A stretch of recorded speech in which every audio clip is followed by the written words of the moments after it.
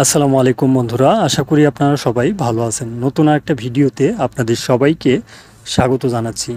আপনাদেরকে আজকের এই ভিডিওতে অনেক ধরনের তথ্য জানানোর চেষ্টা করব। যে সকল প্রবাসীরা বর্তমানে সৌদি আরবে আসতেছেন, আপনাদের অবশ্যই যে বিষয়গুলো জেনে বুঝে আসতে হবে, নয়তো অনেকটাই প্রতারণার শিকার হতে পারেন। সৌদি আরবের বর্তমান পরিস্থিতি অনেকটাই খারাপ, আর এই খারাপ পরিস্থিতিতে যে ভিসাগুলো দিয়ে আসলে ভালো হওয়ার সম্ভাবনা রয়েছে, যে ভিসাগুলো দিয়ে আসলে খারাপ হওয়ার সম্ভাবনা রয়েছে, সেই তথ্যগুলো যদি আমি আপনাদেরকে আজকের এই ভিডিওতে দিতে চাই, তাহলে অবশ্যই আপনাদেরকে ধৈর্য সহকারে ভিডিওটি দেখতে হবে। কারণ আপনি যদি সৌদি আরবে আসার পর বিপদে না পড়তে চান, দালালের খপ্পর থেকে বাঁচতে চান, তাহলে আপনাকে সৌদি আরবের কালচার আগে জানতে হবে। কারণ অবস্থানরত এখন আমি সৌদি আরবে অবস্থান করতেছি, হাজার হাজার প্রবাসীর সাথে আমার কিন্তু একটা আন্ডারস্ট্যান্ডিং রয়েছে, এবং বিভিন্ন খাত থেকে বিভিন্ন তথ্য কিন্তু আমার কাছে আসে। তো সেই ক্ষেত্রে সেই তথ্য অনুযায়ী, এবং আমি যেহেতু স্টিল নাও সৌদি আরবে অবস্থানরত একজন প্রবাসী, সেই ক্ষেত্রে আমি আপনাদেরকে ভালোভাবে তথ্য কিন্তু দিতে পারবো। সৌদি আরবে এই বর্তমান পরিস্থিতিতে অনেকেই কোম্পানির ভিসাতে আসেন। কোম্পানির ভিসাতে আসার পর দেখা যাচ্ছে যে সাপ্লাই কোম্পানির ভিসা। তখন হুটহাট করে আমাদের প্রবাসীরা ডিসিশন নিয়ে ফেলেন যে এই সাপ্লাই কোম্পানিতে আমি কাজ করব না। আমাকে যদি দালাল আগে বলতো, তাহলে আমি এই সাপ্লাই কোম্পানিতে আসতাম না। এই বিষয়টা কিন্তু অনেকেই ভাবেন, ভেবে চিনতে তারপরে কিন্তু কোম্পানি থেকে পালিয়ে হোক, যে কোনোভাবে হোক না কেন, আপনি সেখান থেকে চলে যান। অ্যাকচুয়াল এটা কিন্তু মারাত্মক একটা ভুল আপনি করতেছেন। সৌদি আরবে আপনার ক্যারিয়ার নষ্ট হচ্ছে, প্লাস আপনি হয়তো চিন্তা ভাবনা করেন যে আমি যদি পুলিশের হাতে আটকও হই, দেশে থাকা সেই দালালকে আমি ধরব, যে দালাল আমাকে ভিসা দিয়ে সৌদি আরবে আনছে। অ্যাকচুয়ালি এটা কিন্তু অনেকটাই হ্যাসেল। আর এই হ্যাসেল যে সকল প্রবাসীরা চান না, তাদের জন্য আমি একটা বিষয় বলবো। সৌদি আরবের ফ্রি ভিসা, সাপ্লাই ভিসা, কোম্পানির ভিসা, ডোমেস্টিক ওয়ার্কার, একটা বিষয় আসার আগে আপনাকে সিদ্ধান্ত নিতে হবে। অ্যাকচুয়াল আপনার বাংলাদেশে থাকা যে সিদ্ধান্তটা আপনি নেবেন, সেই সিদ্ধান্ত অত্যন্ত গুরুত্বপূর্ণ। সৌদি আরবে আসার পর আপনার কোনো সিদ্ধান্ত থাকে না, কারণ এই দেশটা হচ্ছে রাজতন্ত্র, গণতন্ত্র না। কিন্তু গণতন্ত্র হলে আপনি যে কোনোভাবে হোক না কেন, যে কোনো একটা সিস্টেম বের করে কাজ করতে পারতেন। মালয়েশিয়ার প্রবাসীরা অবৈধ হলেও কিন্তু বৈধ হওয়ার সুযোগ পায়। তাদের একটা টার্গেট থাকে, কিংবা 2 বছর, 3 বছর, 5 বছর পর যখন সরকার পরিবর্তন হয়ে নতুন সরকার আসে, তখন কিন্তু তাদের সুযোগ দেয়। কিন্তু সৌদি আরবের এই সিস্টেমটা কিন্তু অনেকটাই উল্টা। যারা অ্যাকচুয়াল অবৈধ হয়ে যায়, তারা কিন্তু আর বৈধ হওয়ার সুযোগ পায় না। অনেক সময় দেখা যায় যে দেয়, তারপরেও ওই সুযোগটার মধ্যেও অনেক ধরনের ক্রাইটেরিয়া এবং ঝামেলা কিন্তু থাকে। আর ওই ক্রাইটেরিয়া এবং ঝামেলা আমাদের অনেক প্রবাসীরাই কিন্তু ফুলফিল করতে পারে না।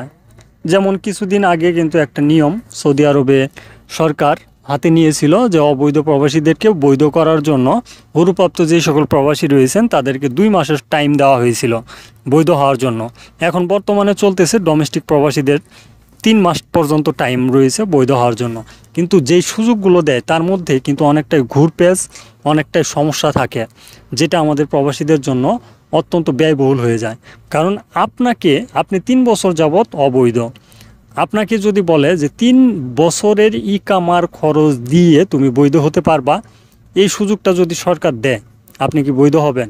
অবশ্যই না। কারণ 3 বছরের ইকামা খরচ যদি বড় কোনো মুআসাসা হয়ে থাকে, তাহলে আপনার ইকামা খরচ আসবে হচ্ছে প্রায় 30,000 টাকা। আমি কিন্তু অ্যাকচুয়াল এক টপিকে ভিডিও করে আরেক টপিকে চলে যাওয়ার কারণ হচ্ছে আপনাকে বোঝানো। কারণ সৌদি আরবের পরিস্থিতি আপনি যদি অ্যাকচুয়াল বুঝতে চান, তাহলে এই বিষয়গুলো বুঝতে হবে। কারণ যখনই সৌদি আরবের মাটিতে পাড়া দিবেন, তখনই কিন্তু আপনার এই তথ্যগুলো জানতে হবে। কিভাবে ইকামা চেক করতে হয়, কিভাবে একটা কফিল থেকে আরেকটা কফিলে পরিবর্তন হতে হয়, কিভাবে খারাপ কোম্পানি থেকে ভালো কোম্পানিতে যেতে হয়, এই তথ্যগুলো কিন্তু অবশ্যই আপনার কাজে লাগবে। সেজন্যই বললাম, বাংলাদেশে থাকা অবস্থায় একজন দালাল আপনাকে বলল ডাইরেক্ট একটা কোম্পানির ভিসা, সেটা যে ডাইরেক্ট একটা কোম্পানির ভিসা হবে তেমনটা কিন্তু না। অ্যাকচুয়াল সৌদি আরবে আসার পর বোঝা যাবে যে ওইটা ডাইরেক্ট কোনো কোম্পানি না সাপ্লাই কোনো কোম্পানি। তখন কিন্তু আপনি বুঝতে পারবেন। আর তখন বুঝে কিন্তু কোনো লাভ হবে না, এটা আমি আপনাদেরকে বলতে পারি। কারণ সৌদি আরবের পরিস্থিতি অনেকটাই খারাপ একটা পরিস্থিতি বিরাজ করতেছে, ভয়াবহ সিচুয়েশন বিরাজ করতেছে বর্তমানে সৌদি আরবের পরিস্থিতি। আর এই পরিস্থিতিতে আপনাকে অবশ্যই জেনে বুঝে তারপরে কিন্তু আপনাকে ভিসাটা নিতে হবে। আর অবশ্যই যখন ভিসা নেবেন তখন যাচাই বাছাই করবেন, যার কাছ থেকে ভিসা নিচ্ছেন তার থেকে স্ট্যাম্প নেওয়ার চেষ্টা করবেন। ভিসা নেওয়ার আগে কোনো প্রকার অর্থ দেওয়ার চেষ্টা করবেন না। টাকা দিলেন তো ফেঁসে গেলেন, কারণ আপনি টাকা দিয়েছেন, এখন আপনাকে যদি সে সাপ্লাই ভিসাও দেয় কিংবা এর চাইতেও খারাপ একটা ভিসা দেয়, আপনাকে আসতে বাধ্য, নয়তো আপনার টাকা এটা জলে গেল, আপনি আসতেও পারলেন না, টাকাও কিন্তু নষ্ট হলো।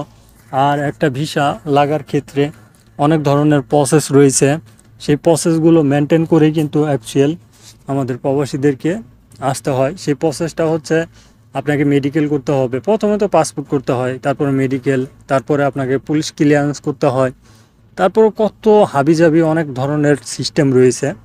তো এগুলো করেই কিন্তু আপনার এক একটা প্রসেস থেকে আরেকটা প্রসেসে গেলে কিন্তু টাকার প্রয়োজন, সেই টাকাগুলো খরচ করতেছেন। হয়তো আপনি যদি বড়লোক হয়ে থাকেন কিংবা আপনার অনেক ধরনের টাকা পয়সা রয়েছে, সেক্ষেত্রে আমি আপনাকে বলতে পারি, আপনি যদি মধ্যবিত্ত না হয়ে বড়লোক যদি হয়ে থাকেন তাহলে বিদেশ আসবেন না। বিদেশ আসলেও ব্যবসা করার উদ্দেশ্যে আসেন, কাজ করার উদ্দেশ্যে আসবেন না। তো এটাই হচ্ছে আমার অ্যাকচুয়াল কথা। আর যারা বর্তমান সিচুয়েশনে ভালো কোনো ভিসা খুঁজেন তাদের উদ্দেশ্য বলবো, যারা সৌদি আরবে অবস্থানরত, যেমন আপনার আপন ভাই, তার কাছ থেকে ভিসা নেন। আপনার আপন চাচা রয়েছে, তার কাছ থেকে ভিসা নেন। তারপরেও কিন্তু আসলে বলা যায় না, কারণ বিদেশে যারা থাকে তারাও অনেক সময়, ম্যাক্সিমাম সময় ভালো হয়ে থাকে, খারাপও হয়ে থাকে। সেটা কিন্তু অবশ্যই আপনি যাচাই বাছাই করবেন যে দেশে আপনার সাথে আপনার সেই চাচা আপনার সাথে কিভাবে আচরণ করেছে, কোনো বিষয় নিয়ে কোনো ঝামেলা ছিল কি না, এই বিষয়গুলো কিন্তু আগে খতিয়ে দেখার চেষ্টা করবেন। সৌদি আরবে আসার ক্ষেত্রে ম্যাক্সিমাম বিষয় আপনাকে ভাবতে হবে, 120% আপনাকে ভেবেচিন্তে তারপরে সিদ্ধান্ত নিতে হবে। আপনি একটুখানি এদিক সেদিক করলে কিন্তু বড় ধরনের একটা ধোঁকা এবং সমস্যায় পড়তে পারেন। কারণ সৌদি আরবে আপনাকে দেখার মতো কেউ থাকবে না এবং আপনাকে নিজের টাকা নিজেরই কিন্তু উঠাতে হবে। আমি প্রত্যেকটা প্রবাসীকে একটা কথা বলি যে সৌদি আরবে আসার ক্ষেত্রে কিংবা যে কোনো দেশে আসার ক্ষেত্রে নিজের দক্ষতার উপর বেসিস করে আসলে সবচাইতে ভালো। যেমন আপনি একটা কাজ জানেন, সেই কাজের উপর বেসিস করে যদি সৌদি আরবে আসেন কিংবা অন্য কোনো দেশে যান, আপনার কিন্তু মন মানসিকতাটা অনেকটাই চাঙ্গা থাকবে, কারণ আপনি কাজটা পারেন। যেমন অনেক গাড়ির ড্রাইভার রয়েছে, সে দেশে গাড়ি চালিয়েছে, এ দেশে এসে গাড়ি কিনবে কিংবা কোনো কোম্পানির গাড়ি চালাবে, তার কাছে কিন্তু এই বিষয়টা ইজি। কিংবা কেউ ইলেকট্রিকের কাজ করেছে, কেউ ওয়াইফাই লাইনের কাজ করেছে ইত্যাদি।